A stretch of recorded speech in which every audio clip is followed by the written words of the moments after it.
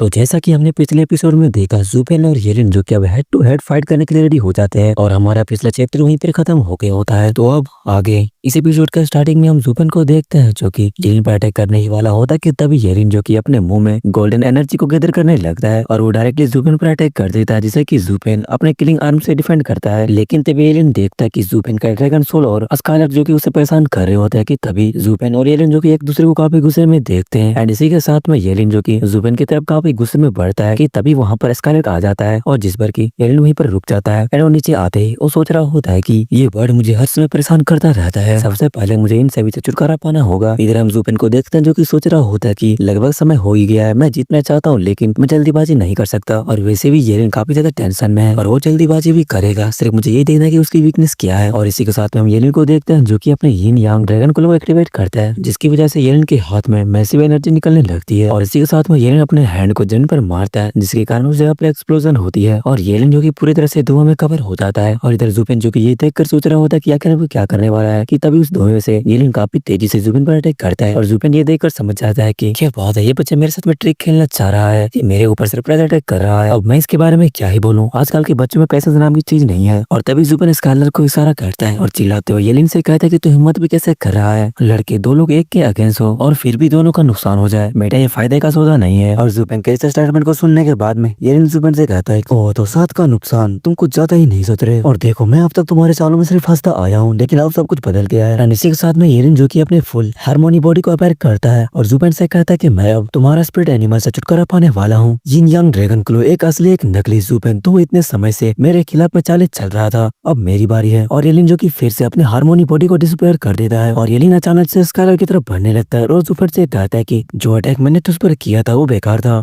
लेकिन जो अटैक तेरा स्पिरिट एनिमल पर करने वाला हूँ वो असली है, इस बार तेरा कॉर्पोरेशन का प्लान फेल हो जाएगा। और तेरा वो किंग देखते हैं जो कि येलिन की इस एक्ट को देखकर कहता है कि इस बार ऐसा लगता है कि येलिन अपना दिमाग का इस्तेमाल कर रहा है और बात ये नहीं कि वो स्लो है, बात यह है कि उसके अपोनेंट कभी उसकी मेहनत के लायक ही नहीं थे। खैर गाइस, मैं वो किंग को कुछ बातें कहना चाहता हूँ कि बेटे तेरा भाई का अपोनेंट कोई और नहीं बल्कि ज़ुपेन है, तो ये बात तो भूलना ही मत। और गाइस जैसा कि मैंने कहा था, इधर ज़ुपेन को देखते हैं जो कि मुस्कुराते हुए कहता है कि मुझे इससे घंटा फर्क नहीं पड़ता कि तुम अपने फुल पावर के साथ में उस पर अटैक कर रहे हो। और तभी ज़ुपेन की आंखें चमकती है और वो येलिन से कहता है कि जब तक तुम ऐसा करोगे उतना ही टाइम मेरे लिए काफी है। और ज़ुपेन अपनी आई ऑफ द अवॉइड के फास्ट स्टेज शिफ्टिंग को यूज करता है और इसी के साथ में ज़ुपेन जो कि येलिन की आंखों के सामने से वहां से निकलने लगता है और ये देखकर येलिन भी काफी शौक होता है। और जब तक येलिन ये समझ पाता कि आखिर यहाँ पर क्या हो रहा है कि तभी पीछे से स्कारलेट आती है और येलिन के ऊपर एक खतरनाक सा अटैक करती है और जिसके कारण येलिन के मुंह से ब्लड निकलने लगता है। और ये देखकर हुक भी काफी टेंशन में आ जाता है और येलिन जो कि सीधा जमीन पर लैंडिंग करता है जहाँ पर एक ब्लास्टिंग होता है, जिसके बाद स्कारलेट जो कि ज़ुपेन से कहते हैं कि फादर मैं अगली बार उसके हार्ट को निकाल दूंगा, जिस पर ज़ुपेन कहता कि कोई बात नहीं, इस बार हमने उसको जबरदस्त झटका दिया है, अब उसके पास में दो कमजोरियां हैं, अब हम उस पर पिंच अटैक करेंगे, देखते हैं कितनी देर तक टिकता है। एंड इसी के साथ में हम येलिन को देखते हैं जिसकी पीठ पर स्कारलेट का पंजे का बहुत बड़ा निशान बन गया होता है और जिसके बाद में ज़ुपेन जो कि टॉन्ट मारते हुए येलिन से कहता है कि जितना ज्यादा ये क्लियर हो कि तुम ब्रूट स्टैंड से जीत सकते हो, उतना ही ज्यादा होता है दिमाग से काम लेना, और तुम्हें ये भी नहीं पता कि अपनी कमजोरी से दुश्मनी की ताकत से टकराना ये कितनी बड़ी बेवकूफी है। और बेटे तुम मेरे साथ में ट्रिक खेलना चाहते हो, वो भी मेरे साथ में जो अपनी जिंदगी भर ट्रिक्स के बीच में रहा है, और बच्चे तुम इतने भोले हो कि बर्दाश्त के बाहर हो। एंड इधर हम येलिन को देखते हैं जो कि काफी ज्यादा गुस्सा हो गया होता है और फिर इसी के साथ में हम देखते हैं वेंताओ को जो कि कहता है कि दूसरे को कुचलने के लिए माइंड का यूज करना। हाँ मैं मानता हूँ कि येलिन काफी ज्यादा पावरफुल है, लेकिन उसे ज़ुपेन अपने ट्रिक्स में बार बार घुमाता रहा है और जिसकी वजह से एक फोकस डिसेबल जैसे उसका बैलेंस हिलता जा रहा है। अगर उसने अपने वेरिएशन पर बना रहना चुना होता तो उसे इतनी तकलीफ नहीं उठानी पड़ती। जिस पर चियांतियान कहता है कि यहाँ पर सारा काम बिलीव्स का है और जिस पर वेंताओ कहता है कि हाँ हम जैसे कल्टिवेटर्स के पास में एक हमेशा विश्वास होता है और जब हम आगे बढ़ते हैं तो यही हमारी जिंदगी की तलाश होती है। एंड इसी के साथ में ये वाली चैप्टर यहीं पे खत्म होती है। तो गाइस ये चैप्टर काफी छोटी थी, तो नेक्स्ट चैप्टर भी वहीं से स्टार्ट होती है जहाँ पर वेंताओ बता रहा होता है कुछ लोग पावर के लिए करते हैं, कुछ लोग स्टेटस के लिए, कुछ लोग फेम के लिए और कुछ लोग सुपरमेसी के लिए। हम सब अपने अपने रास्ते चलते हैं जो हमें हमारे पर्सनल बिलीव्स और कन्विक्शन तक ले जाता है। और क्या येलिन सीधा साधा नहीं है तो फिर उसे तो हर एडवाइजरी का सामना सीधे तौर पर करना चाहिए, लेकिन ज़ुपेन से मिलने के बाद उसके साथ इतनी बार खेला गया कि वो अपना रास्ता ही भूल गया और अब वो दूसरों के रास्ते पर लड़खड़ाते हुए चल रहा है और शुरू से लेकर अब तक उसे एक पपेट की तरह नचाया गया है। टाइम लगभग खत्म होने वाला है, अब येलिन और भी ज्यादा बेचैन हो जाएगा और वो अब किसी और ट्रिक में जल्दी नहीं फंसने वाला और ना ही ज़ुपेन को इतनी आसानी से जीत मिलेगा, शायद ये फाइट ड्रॉ में खत्म होगी। एंड तभी ज़ुपेन वहीं से बोलता है कि अरे बाप रे जरा टाइम तो देखो, अगर ऐसा ही चलता रहा तो ये फाइट तो ड्रॉ होने वाली है। जिस पर वेंताओ कहता है कि ज़ुपेन तो सच में बहुत चालू है, आखिरी पल में भी वो येलिन को छेड़ने से खुद को नहीं रोक पाया और और इसी के साथ ही हम येलिन को देखते हैं जो कि काफी गुस्से में सोच रहा होता है कि ये जुपेन तो हद से ज्यादा चालाक है, अगर ज्यादा तेज चला तो उसके जाल में फंस जाऊंगा और अगर धीरे चला तो और भी बुरा भुगतना पड़ेगा। मुझे ऐसा लग रहा है कि वो हर से मुझे नचाता आ रहा है, मुझे समझ नहीं आ रहा कि आखिर मुझे क्या करनी चाहिए। और तभी पीछे से हुकिंग जो ही कहा था कि जूनियर ब्रदर वो तुझे जानबूझकर प्रवोक कर रहा है, उसके चाल में मत आना, और अगर तुमको नहीं पता कि तुम्हें क्या करना है तो फिर तुम अपने दिल की सुनो। और जिसके बाद में येलिन अपने मन में सोचता है कि मुझे अपने दिल की सुननी है, और जिसके बाद में वो अपने आंखें को बंद करता है और जिसके बाद में वो अपने पास्ट में चला जाता है जहाँ पर कि वो बच्चा था और फर्स्ट टाइम और ड्रैगन सोल से मिला था। और जिसके बाद में छोटा एलियन जो कि अपने मास्टर से कहा था कि मास्टर कल हमारे सेट का आउटर सेट कंपटीशन है, सिर्फ 10 लोग ही नए इनर डिसेबल बन सकते हैं और मैं तो वैसे भी एक सिंपल आउटर डिसेबल हूँ, मैं क्या करूँ। और जिस पर एलियन का मास्टर उससे कहता है कि अपने आगे जो 20 लोग हैं उन सभी को हटा दो, एक भी बचना नहीं चाहिए। जिस पर एलियन कहता कि लेकिन मैं उन्हें हरा नहीं सकता, और जिस पर उसका मास्टर कहता है कि अगर तुम उन सभी को नहीं हरा सकते तो फिर तुम अपना मुंह लेकर मेरे सामने मत आना। जिस पर छोटा एलियन कहता है कि वो लोग मुझसे मार्शल आर्ट और कल्टीवेशन टेक्निक्स दोनों में बेटर है, आखिर मैं उन्हें कैसे हरा सकता हूँ, और वैसे भी सिर्फ पहले 10 ही इनर डिसेबल बनेंगे तो मुझे बस 10 को ही हराना है। और जिस पर एलियन का मास्टर जो कि गुस्से में कहता है कि बेकार इंसान काफी चालू होते हैं, जीतने का वो भी मौका नहीं छोड़ते और उसके साथ ही कमजोर भी बहुत होते हैं, लेकिन अगर तुम खुद को ही वैसा समझने लगेगा तो तुम मुझे मास्टर करने का लायक भी नहीं। और स्पिरिचुअल बीस्ट के बीच हर एक क्रिएचर अपनी जगह जानता है, सबको पता होता है कि इसका क्या मुकाम है। क्या तुम्हें पता है क्यों? छोटा एलियन जो कि सर हिलाते हुए नामी जवाब देता है, और इसके बाद में वो ड्रैगन फिर से बोलता है कि वो इसलिए क्योंकि प्राचीन काल से जब से प्राइमल क्यूस था और अगर एक बार कोई स्पिरिचुअल बीस्ट हार गया तो उसका रैंक फिक्स हो गया, और हर जनरेशन को ये बात मालूम होती है कि अगर कोई एक बार पीछे छूट जाता है तो हमेशा के लिए वो पीछे ही रह जाता है। और हम 5 ग्रेट सेक्रेट जो स्पिरिचुअल बीस्ट के टॉप पर हैं, हमने आपस में लड़ाई की लेकिन कभी भी एक दूसरे को हरा नहीं पाए, इसीलिए हमने मिलकर एक दूसरे के साथ खड़े रहना सीखा। लेकिन अपने दिल में हर कोई चाहता है कि वो सबसे ऊपर खड़ा रहे एक राजा की तरह, इसीलिए हमारा रास्ता स्पिरिचुअल बीस्ट का रास्ता सिर्फ एक ही होता है, वो है जीत। जीत का मतलब है जिंदगी, शान और इज्जत, फर्क नहीं पड़ता कि तेरे सामने कौन खड़ा है, कमजोर है या ताकतवर, एक है या 100। और बस एक बात याद रखना लड़के, अगर तू मेरा डिसेबल बनना चाहता है तो तुझे सिर्फ एक ही काम करना होगा और वो है जीतना। चाहे सेक्ट में तेरे सामने 100 लोग क्यों ना खड़े हो, फिर भी तुझे उन सबको पार करना होगा, अपनी जान दांव पे लगाकर दिल से लड़ना होगा, वो भी जीतने के लिए। तो ठीक है, अभी 3 महीने बचे हैं, उसके बाद मैं देखूंगा तेरा प्रोग्रेस वो भी खुद। और जिसके बाद हम 3 महीने के बाद का सीन देखते हैं जहाँ पर की ये काफी बुरी हालत में आता है अपने मास्टर के पास में और कहता है कि मास्टर मैं जीत गया। जिस पर उसका मास्टर कहता है कि इसका मतलब तूने उन सभी को हरा दिया। और छोटा एलियन जो कि अपनी बुरी हालत में कहता है कि हाँ मैंने उन सभी को हरा दिया, मैंने अपनी जान दांव पे लगा दी और सबको लगा कि मैं पागल हो गया हूँ और किसी ने भी मेरे सामने सीधे मुंह पे नहीं किया। आखिरी में मैं ही सबसे ऊपर आ गया। और हम देखते कि एलियन की हालत काफी ज्यादा खराब होती है, उसकी पूरी बॉडी से काफी ब्लड निकल रही होती है। और इसी के साथ में एलियन कहता है कि मास्टर आप बिल्कुल सही थे, इंसान मौकापरस्त होते हैं और कमजोर भी, किसी में हिम्मत नहीं थी सामना करने की, लेकिन अब मेरी बॉडी बर्बाद हो चुकी है और इनर सेक्ट मुझे रखना भी नहीं चाहता। और कई ने तो मुझ पर ये कहकर हंस दिए कि मैं बेवकूफ हूँ, लेकिन मुझे कोई भी फर्क नहीं पड़ा, मैं जीता। और उसी पल मैं खुद पर फख्र महसूस कर रहा था क्योंकि सब कुछ उस जीत के लिए वर्थ इट था। जिस पर ड्रैगन कहता है कि अब तू समझ गया है पहले आने की असली कीमत, और इसी के साथ तू डिसेंडेंट ड्रैगन एंसेस्टर का डिसेबल बनने का हकदार बन गया है। और इसी के साथ में हम देखते हैं कि डिसेंडेंट ड्रैगन जो कि अपने एसेंस का एक ड्रॉप एलियन के सिर पर डालता है और फिर वो अपने एक सेल को निकाल कर एलियन के बॉडी पर रख देता है, और इस तरह से एलियन को मिलती है डिसेंडेंट ड्रैगन का एंसेस्टर का एक बॉन्ड, और साथ ही उसकी एक सेल्स का टुकड़ा भी मिलता है, और साथ ही उसने उसका रास्ता भी अपना लिया था, वो था जीत का रास्ता। और इसी के साथ में हमारा सीन शिफ्ट होता है प्रेजेंट टाइम में जहाँ पर कि हम देखते हैं कि एलियन की बॉडी से काफी खतरनाक गोल्डन एनर्जी निकल रही होती है, और गोल्डन एनर्जी के खत्म होते ही हम देखते हैं एलियन को जो कि काफी सीरियस लग रहा होता है। और ये देखकर जुपेन सोच रहा होता है कि इसने एक बार और चेंज किया है, और जिसके बाद में जुपेन जो कि स्कारलेट से कहा था कि इस बार तुम थोड़ा सतर्क रहना क्योंकि उसने अब अपना मन बना लिया है और अब वो दोबारा किसी भी चाल में नहीं फंसने वाला, इसीलिए अब हमें अंत तक फाइट करना होगा। एंड इसी के साथ में हम देखते हैं एलियन को जो कि इस बार उसने काफी खतरनाक ट्रांसफॉर्मेशन हासिल की होती है, और इसी के साथ में ये वाली चैप्टर यहीं पे खत्म होती है। तो गाइस मैंने 2 चैप्टर एक साथ ही एक्सप्लेन कर दिया, ठीक है। तो आप वीडियो को लाइक कर देना, चैनल पे नहीं तो चैनल को सब्सक्राइब कर देना, और हाँ तब तक के लिए बाय बाय।